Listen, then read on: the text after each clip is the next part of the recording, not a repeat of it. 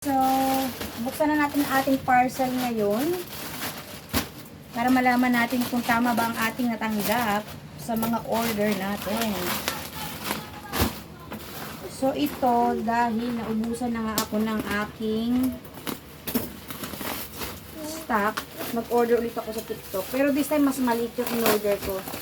Kasi nga, yung iba, tumitigas. So, ayan. Last time is 2.4 kilos yung in-order ko. Ngayon naman is, ano to? Kilo? Oo. Ano to? 1,120 grams. 1,000 and... Nilitan ko na lang muna. Kasi pwede naman mag-order. So, ito yung bagong parang counterpart ng Yakult, sabi daw. Gusto ko malaman yung tatlong flavor niya. Kaya nag-order ako. Ayan. Ano to? Yoy. Yoy Icy. Hindi ko alam kung tama yung pag-pronounce ko. But then, ayan.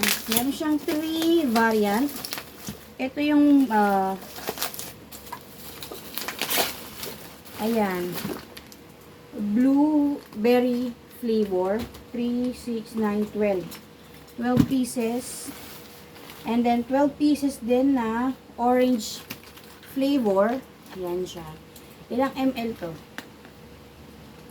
Mamaya, tignan natin kung ilang ml to. And then, meron ding, ito yung pinaka-classic or yung pinaka-original flavor niya. Ayan. So, tikman na natin, no? Hindi siya malamig. Ewan ko kung magugustuhan ko siya ng hindi malamig. Kasi nakakabitin yung Yakult, no? Ito raw is may 30 billion lactobacillus. So, ilang ml siya? Let's see kung ilang ml. Hindi ko mahanap. 130 ml. Ayan. So, tikman natin yung ano. Classic.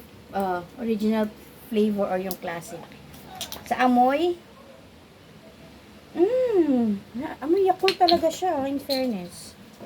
Ayan. Pasensya na at, yan.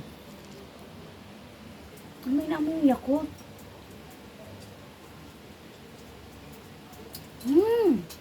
Ay, hindi siya ganun katamis. Ayan. Pangalawa naman yung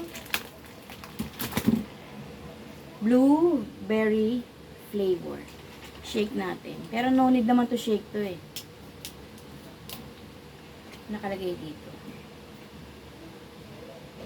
Siyempre amoy blueberry.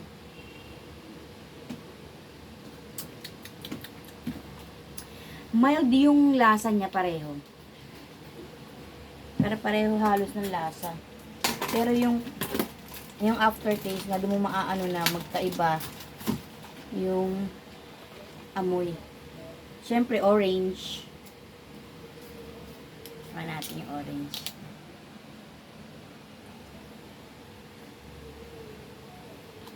Amoy at lasang orange. Yung lasa niya very mild. Hindi ganun ka hindi siya ganun ka concentrate. Ayan. That's all for today.